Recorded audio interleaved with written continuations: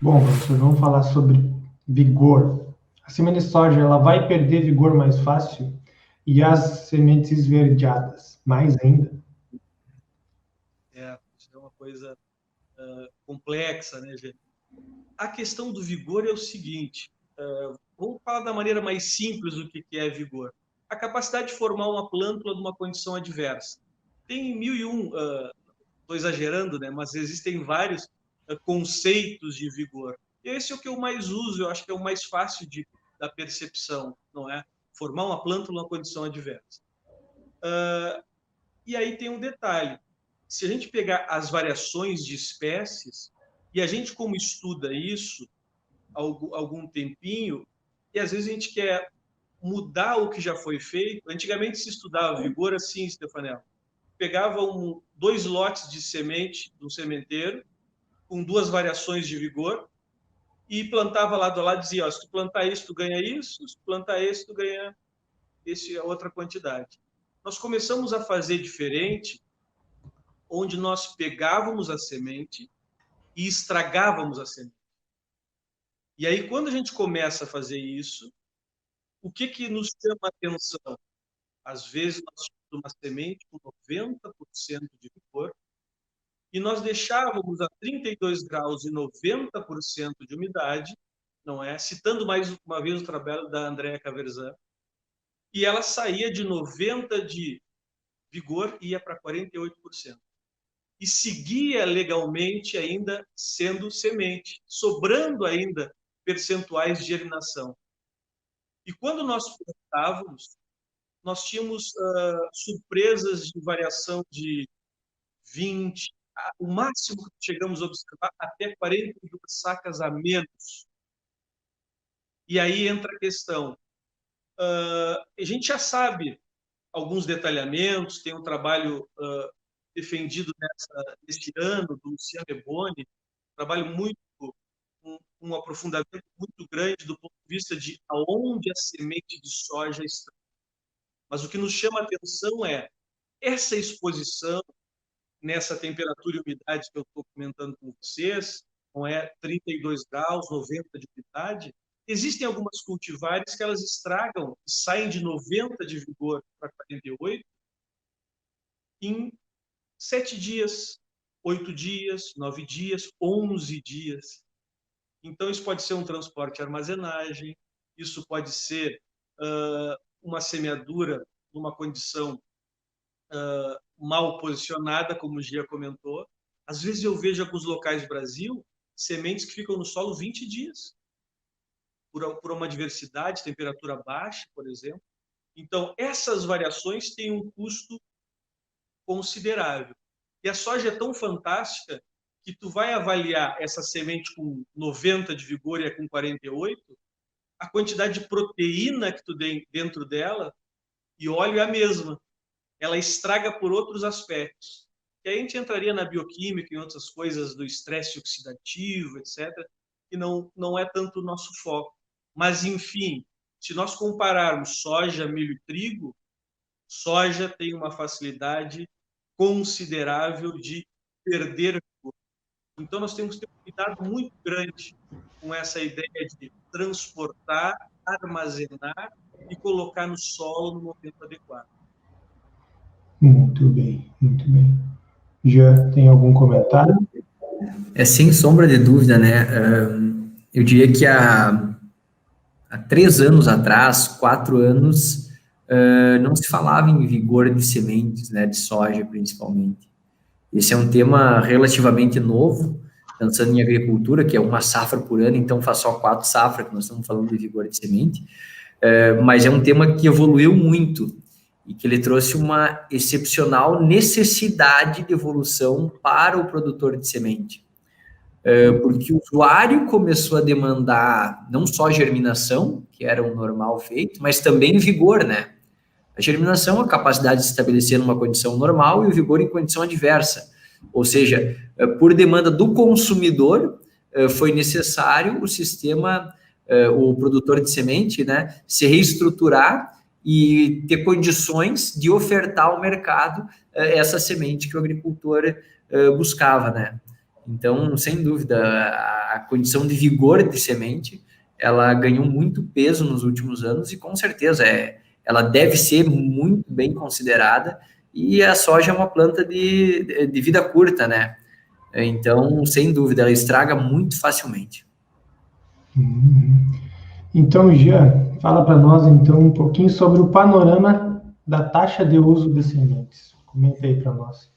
Bem, hoje nós estamos com 52% de taxa de utilização de sementes. Taxa de sementes é quanto por cento da soja semeada no Rio Grande do Sul é semeada com semente certificada, né? Então, hoje os nossos números são 52%, 33% se estima que seja anexo 33, que é semente para uso próprio, é semente feita legalmente pelo agricultor, e a diferença disso, se não me engano, 16% aí, é semente pirata, semente ilegal, que infelizmente é uma lástima, mas não tem origem, e a gente existe isso no Rio Grande do Sul, e enfim, tem que aprender a conviver com esse tipo de situação. Então, o panorama hoje é esse, né? 52% de taxa de uso. O Rio Grande do Sul é o estado que tem a mais baixa taxa de uso a nível nacional, quando a gente pensa em soja, né? Isso tem origens culturais, climáticas, culturais, porque a 6001, a Maradoninha, enfim, a soja, quando ela mudou de arquitetura, quando ela saiu do índice de área foliar lá de 8 para 6, veio a soja RR, ela veio ilegalmente da Argentina, né? Não estou condenando isso, eu acho que foi um ato heróico do gaúcho de ir lá e buscar, porque se não fosse isso, quem sabe, não seria mais possível cultivar soja no Brasil, e foi esse motivo que fez o Brasil, inclusive, legalizar a soja transgênica na ocasião, né?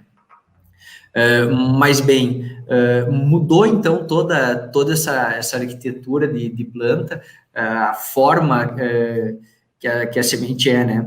A gente pensa em cultivar Scodetec, Fundacep, tinha 8 metros de área foliar. Hoje tu vê uma cultivar, não vou citar nomes aqui, mas enfim, uma cultivar nova lançada aí, ela tem 4 metros de área foliar, às vezes até menos do que isso. Então, é uma evolução muito grande, isso daí é uma evolução genética do melhoramento, né? A gente está conseguindo manejar a genética da soja de forma exemplar, com muita maestria, né? Enfim, mais ou menos nesse setor. Eu acho que o panorama é esse, 52% de taxa de uso, a gente vem crescendo a braços estreitos, degrau curtinho, mas sempre crescendo, né? A gente entende que o agricultor que ele passa a adquirir semente certificada num ano, ele não volta a utilizar mais a semente feita por ele ou a semente ilegal comprada do vizinho, né? A gente entende que o agricultor que passou para o processo de adquirir uma semente certificada, que teve a oportunidade de ter as facilidades de entrega, de qualidade de semente, de um TSI, por exemplo, um tratamento industrial de semente que traz benefícios, só vou citar a saúde pública, só a necessidade de não tratar a semente na casa e estar exposto a produto químico, eu digo que por si só esse argumento já valeria para o agricultor adquirir uma semente com TSI. Enfim, a gente vem subindo a passos lentos, devagarinho, mas com muita consistência. Raramente a taxa de uso ela regride no nosso estado, assim como nós somos o estado com a mais baixa taxa de uso, nós somos o estado que mais cresceu em taxa de uso. Em 2013, a taxa de uso era de 3%, ou seja, imagina, 97% do solo gaúcho era semeado com semente pirata, né? Então, nós saímos de praticamente zero, de um sistema totalmente desestruturado, onde não se existia mais produtor de semente, e em alguns anos aí o sistema se reestruturou, e nós estamos sempre crescendo e evoluindo graças a um produtor de semente que está entregando uma ótima semente, que está investindo em qualidade, a obtentores muito competentes que estão entregando cultivares produtivas, e também a biotecnologia, que está vindo aí para trazer benefícios para o agricultor avaliar se ele necessita ou não esse benefício, essa biotecnologia, né? Mas é uma ferramenta que pode auxiliar no manejo da lavoura dele. Muito bem, muito bom. Professor Geraldo, então a gente comentou antes da perda de vigor pela soja, a questão da semente esverdeadas. Então, como que o vigor vai afetar lá na frente o meu rendimento? Assim como a gente falou de qualidade. Cara, tu me lembrou uma coisa, eu não falei sobre semente esverdeada. Eu falei sobre vigor e deixei a semente esverdeada de lado. Uma coisa sobre a semente esverdeada. Por que ela está esverdeada? Bom, ela teve um processo de finalização da formação da semente acelerado. E isso vinculado a características de estresse, nós observamos em larga escala nessa última safra. E essa produção de clorofila acumulada, que não foi degradada, ela tem uns reflexos sobre o que a gente chama de estresse oxidativo, a produção de algumas sujeiras na célula vegetal. Isso nos surpreende bastante pelo seguinte fato: às vezes nós temos sementes esverdeadas com níveis de vigor ditos razoáveis, médios e altos, mas a capacidade de perda desse vigor nestas sementes esverdeadas, ela é muito superior. Então, esse aspecto que a gente vê na prática, não é, Jean? Dessa percepção. Então, a semente de soja, naturalmente, ela já tem uma facilidade na perda de vigor. Eu citei aqueles exemplos dos nossos trabalhos. E a semente esverdeada, porque quando chega na fase final da formação da semente, existe a produção de um grupo de proteínas que elas têm por responsabilidade estruturar as membranas e fazer com que a semente ela tenha uma capacidade de aguentar as variações de água e temperatura.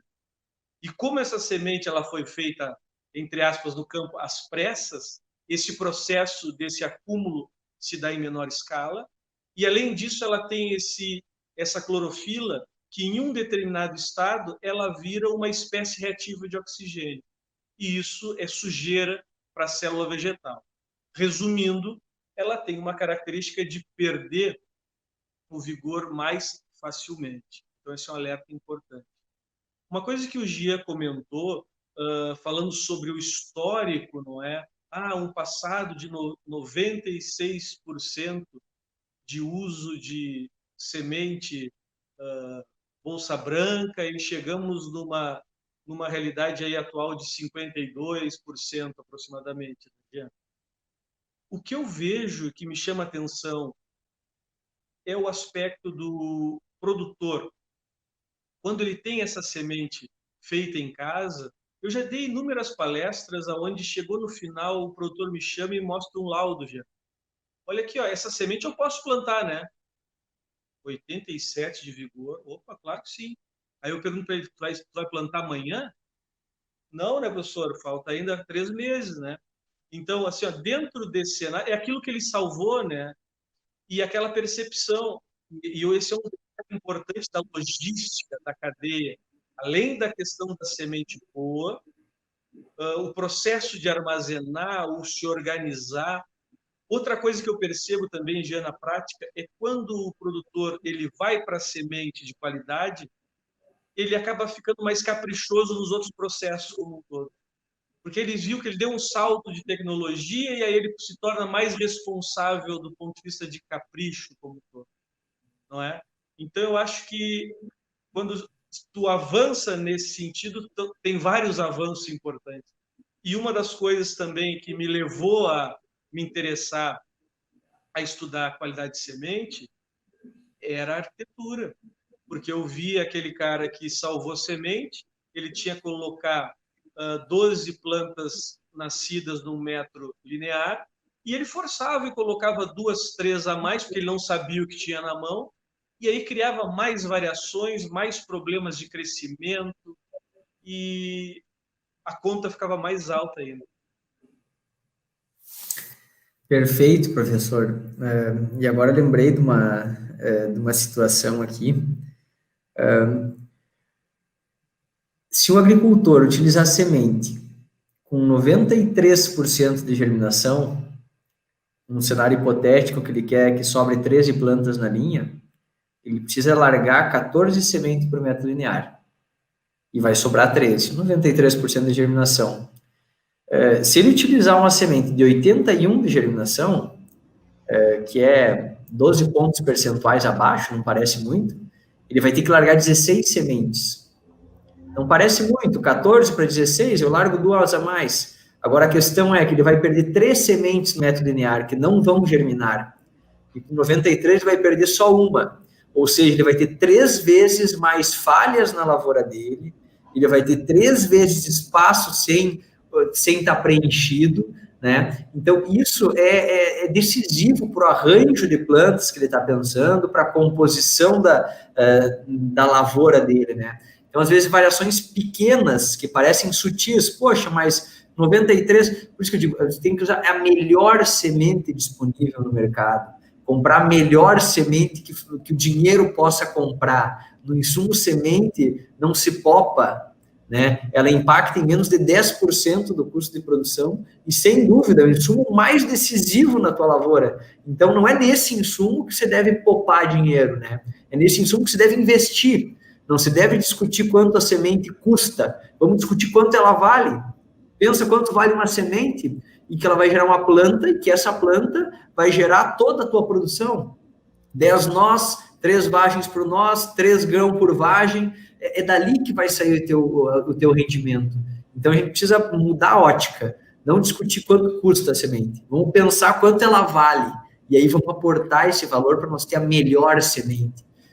Programas de semente premium no Brasil inteiro estão surgindo não por acaso, porque realmente a semente de melhor qualidade, ela tem um valor superior, ela tem esse plus, e ela entrega isso, porque se não entregasse, não faria sentido produtores de sementes no Brasil inteiro estarem investindo em programas de alta qualidade, e mais, se a primeira semente que ele vende, não é a última que ele vende, a primeira semente a encerrar no mercado é a semente high quality. Então, isso faz total sentido. Eu não tenho dúvida que esse é um processo natural que vai ocorrer. E o desafio para o setor sementeiro é esse. Como eu consigo, a cada safra, ter mais sementes dentro do alto potencial produtivo?